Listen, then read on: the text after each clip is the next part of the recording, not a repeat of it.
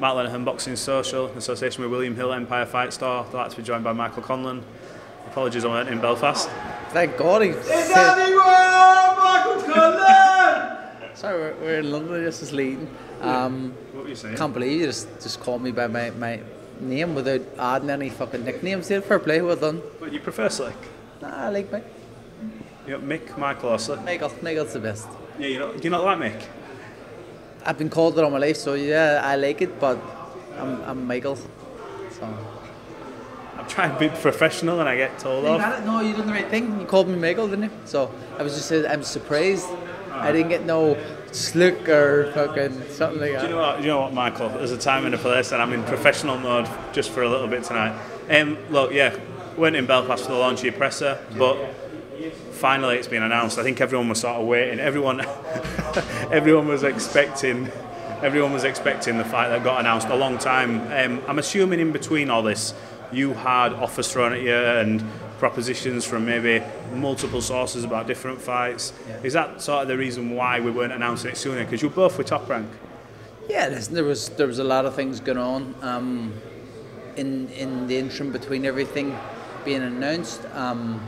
Obviously contractual stuff, the agreements, the fight. I know the fight was on and the fight was off a few times over disagreements. Not on my side.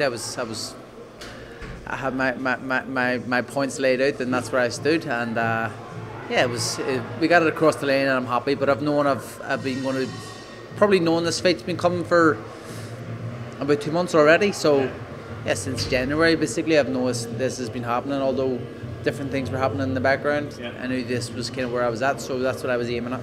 I remember when we spoke, I think it was actually here, feels a bit like deja vu, but just before you fight in Belfast, sort of similar time frame as well, a couple of months before, and you were here for Harlem, and we were talking about the Warrington fight with Lopez, and you were adamant, you said, look, Lopez can fight, he's a good fighter. He beat Warrington that night. I think there was reasons to why Josh maybe wasn't the Josh Warrington we've seen in bygone years, but nevertheless he got the job done, and now you get your crack at him.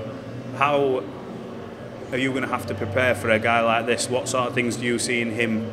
You must see obvious flaws in him from your side that you'll be able to, capitalise on. Yeah, I see an awful lot of things. He does some things fantastic and some things not so good. But he's a fantastic fighter. He showed it by beating Josh Warrington in Leeds. Not many people do that. That's a great feat. And I did say I thought he would win, and he did. But you took him fraud on that a bit. What is it? You were back and forth. You were like, sometimes I think Josh, you didn't stick it on. Towards the end, yeah. Listen, don't be doing this prediction shite with me again, Michael. I did say when we spoke. I did say I think he would have won. But yeah, listen, it was a tough fight, and Josh obviously had his reasons for not starting as fast as what he should have or whatever it was. But Lopez is a good fighter. He's a dangerous fighter. Punches hard, unorthodox, does some crazy shit. But his biggest strengths will be his biggest weaknesses. Absolutely. Now, I looked online today. I don't know if this is rumour mill, fact. You'll probably be able to say yes or no. 6,000 tickets have apparently flown out the door already for Belfast. We saw the noise they made for Gurphy and for, remind me quickly, Mariaga, just for them fights when you were rebuilding.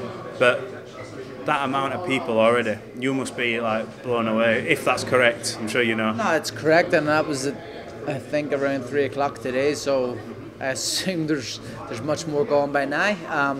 But yeah, it's correct, and people really want to come and see this. The arena will be filled to complete capacity this time, so I think almost 10,000, and that probably be gone by the end of next week, I would say. Yeah. I think last time we did this interview that I spoke about, I think the interview got the other 4,000 through the door for the last fight, so I'm still waiting for some sort of cut fee, and I've received fuck all so far. You're not going to get it. Right, you're in camp now.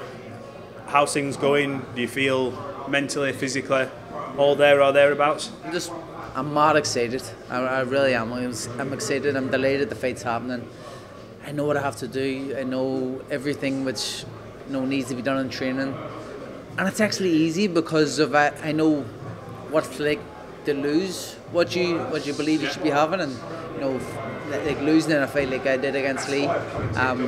has made me want this even more, and now it's here and it's within my reach. You know, I'm so motivated that the hardest work actually feels easy. I saw a clip of a podcast you did, and someone asked you about the loss and what was your biggest fear as a professional, and it's important to pick up on from an athlete's point of view, and you were like, I suppose the fear of losing, but now that that's gone, it's the fear of maybe not being great. I think those were your words, or somewhere thereabouts. How sort of keen are you to make sure that your legacy, people talk about money, but you have got a legacy, and especially in Belfast, you've rebuilt there, you've gone back home. A lot of fighters leave home and don't really fight there. You've come back and you've got them 2 victories, and now you're going to get the chance to become world champion in front of your people.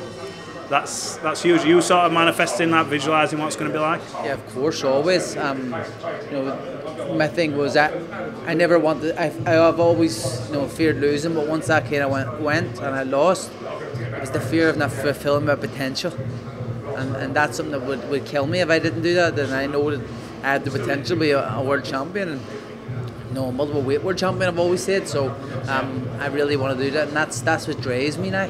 That's the goal of doing that, and do my best to do that. So I'll never not let that happen, and I'll do everything I can to make that happen. But also doing this in Belfast, in front of so many fans. Winning my first world title in Belfast, with thousands coming to watch me. So much interest online out there. There's big interest in it, and I can't wait just to prove everybody right. Just picking this back up with Michael Conlan, we've got moved then, so we're in the middle of the entrance for the fighters. You're getting to do this in Belfast in front of your people. You talk about how proud you are. What is the potential for you? You mentioned not reaching your potential. Is it multi-weight? What are you going to be satisfied with? Or is it a case of you're never going to be satisfied until maybe it's done and gone and you look back and go, you know what, I did it? Good luck, boss. My man's way to fight there. But listen, I think what you said there, like, you don't really know what the limit is and the potential is until it's all said and done. Mine's is multiple weight, and if I can do that, great. And if I win one division, that's something that not many people do anyway. So you have to kind of come at a point where you go, okay, well listen, I've done that, but I want to win multiple weights. So once I can do this, I'll definitely think about moving up. Last thing from me, I spoke to Eddie Hearn today. He's pretty much not said, but hinted that Lara is flying in tomorrow for an announcement. He's pretty much hinted it's going to be Leigh Wood. What do you make of that, and jumping straight back in there after the last fight? I think it's a bit soon. I'll be honest, I think it's a bit soon, but I think that's down to a mandatory which the WA have and probably needs to be fulfilled. And I think that belt probably could change hands after that mandatory, so he probably doesn't want that situation to happen and has to kind of force the Wood fight. Whether it happens on May 27th is the question. You can announce it and talk about potential of it happening, but whether it happens or not is the real question. This could be, listen, we're going to hang Flam and make it look like it's happening, but does it happen? Who knows? I think we're going to find out tomorrow. Just quickly, have you got a message for your fans, the ones who've bought tickets and the ones that are going to be in Belfast who have not decided about wanting to get to that fight? I just appreciate every one of you. Thank you for thank you for coming, because we're going to have an unbelievable whole weekend. Not just it's bank holiday weekend, so once I win on Saturday, we're going straight through to the following Sunday. You know what I mean? This is non-stop, and I can't wait. But yeah, I just appreciate everyone. It's been fantastic. The support I've had throughout my career has been fantastic, but just for this, I can feel the added excitement, the added pressure, the added everything, and it's so good. It feels so warm, and I can't wait to go and live in it. Well, you're welcome for them extra ticket sales off the back of this, Mick. Look, I appreciate your time as always. We'll catch up nearer your fight. If it's not before, it'll be a fight week in Belfast, which I'll be there for. So look, appreciate it, and we'll catch up soon. I'll see you in Belfast.